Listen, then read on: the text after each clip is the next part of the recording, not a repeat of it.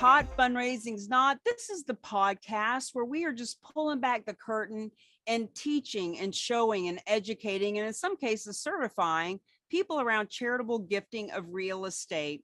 We're doing this series with Dr. Russell James because he is the foremost authority on how these bad boys go down.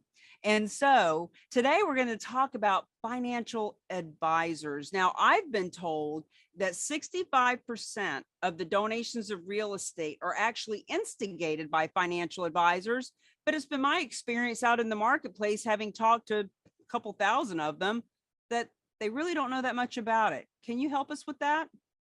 Oh, sure. So what I would suggest is to think of it this way from the advisor's perspective.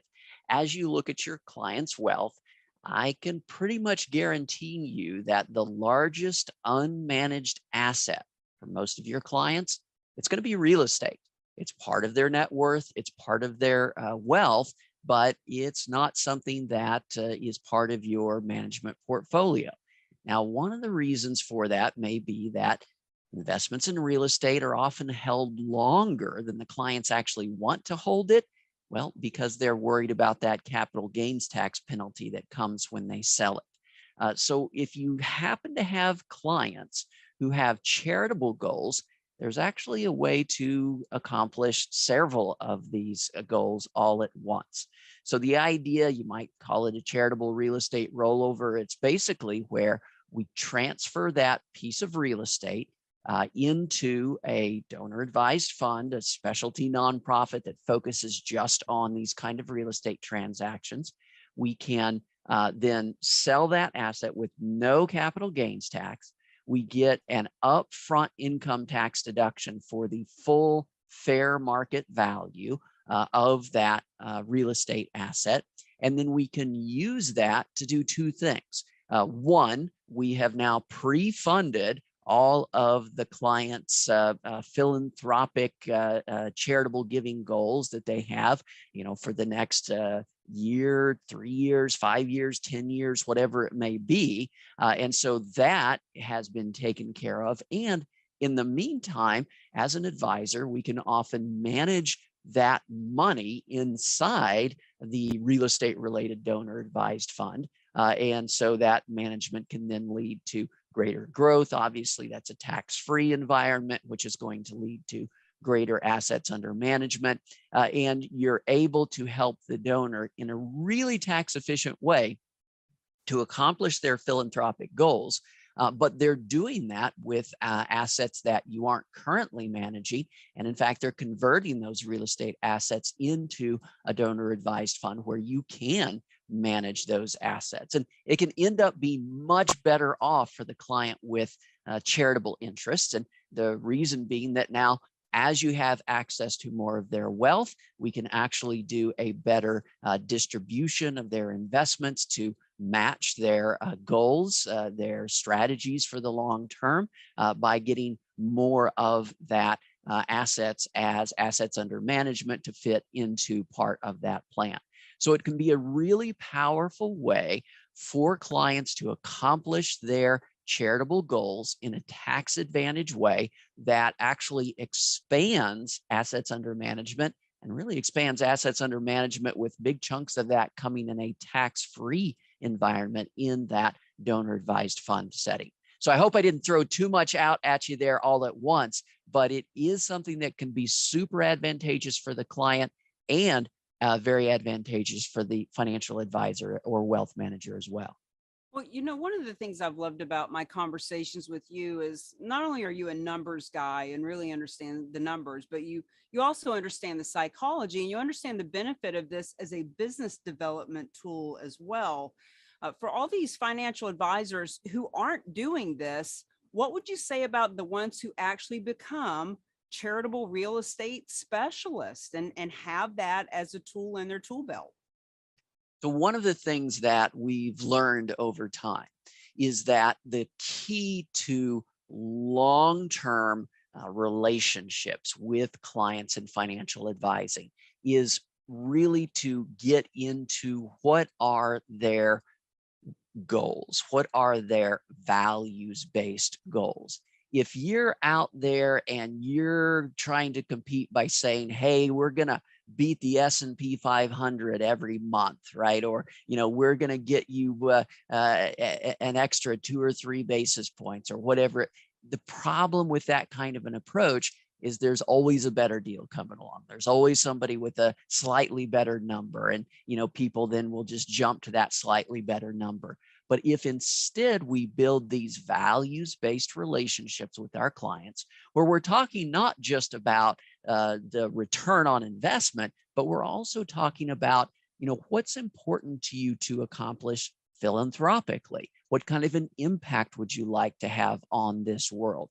And once we identify some philanthropic goals, if the clients have those, then we can use that expertise that we have as financial advisors and the additional expertise to understand how to deal with real estate to be able to help them accomplish those values-based meaning goals. And this is actually really important as a business development tool, because these are the kinds of relationships and honestly the kinds of conversations that so many clients are looking for, right? They don't necessarily want a financial advisor that's going to, try to beat them over the head with what is beta and what is alpha and how do we measure the, look, they want to know, do you have their best interests at heart and are you competent?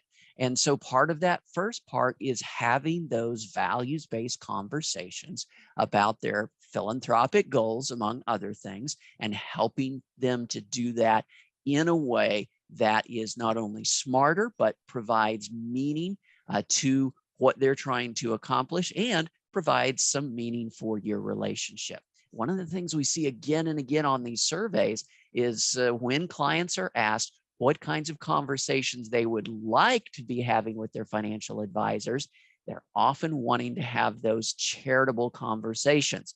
And oftentimes financial advisors, they just aren't doing it. And so that's really an unmet need, especially among the high net worth clientele.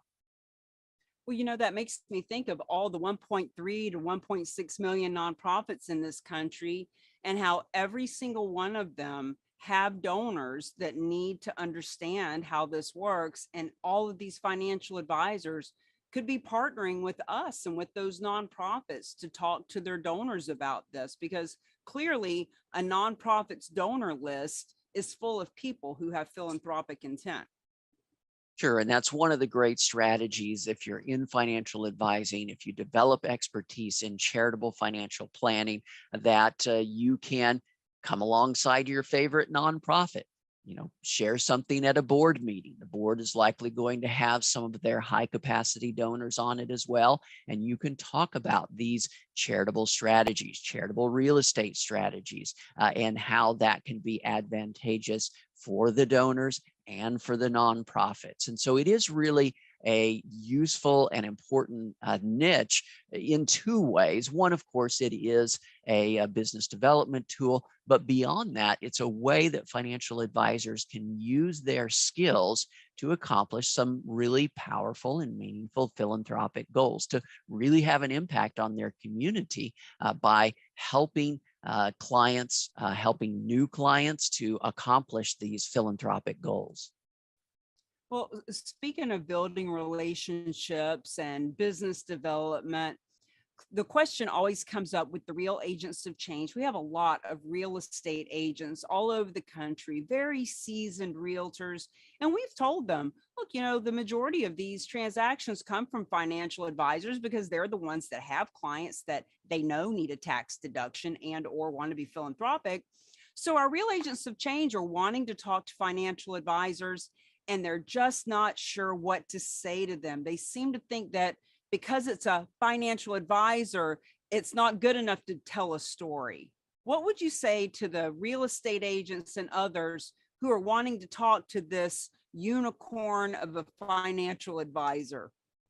Well, if you're going to go beyond sharing a story, share a story with a spreadsheet, right? So give an example to the financial advisor of how powerful this can be and show them what happens not only when we avoid all of those capital gains taxes, we get that massive upfront deduction, but we're also pre-funding all of those philanthropic gifts that the clients are making for multiple years. And beyond that, we're able to manage those assets in the meantime in that donor advised fund structure. And really, you go that next step where, yeah, it's still going to be an example, it's still going to be a story. But for the financial advisor, you want to share a story with a spreadsheet that shows how much more powerful it can be if a donor is not just, or if a client is not just writing checks, because essentially writing checks to the charity is the least advantageous way of making a charitable gift. And we can help them to give smarter. We can, work together as professionals. Financial advisors aren't going to know anything about how real estate works as far as the sales and the brokerage and all of that. And the real estate professionals, they're not going to be interested in how we're going to structure this portfolio in a way that's going to meet those long-term goals for the clients. So they really do need to work together because they each have expertise to bring to the table that can be really powerful when they come together in that sort of a setting. Well, thank you for that. And for those of you watching, if you're finding this interesting, as I know I am with Dr. Russell James, you'll also want to see the rest in this series where we're talking to him about how nonprofits benefit from these gifts and how real estate agents and donors do. So, Dr. James, thanks again for your brilliance. And we will see you on the next part of this series, which at this point is with the real estate agents. And we're really going to start talking about social responsibility too, and why this is the best social responsibility campaign out there. See you on the next episode.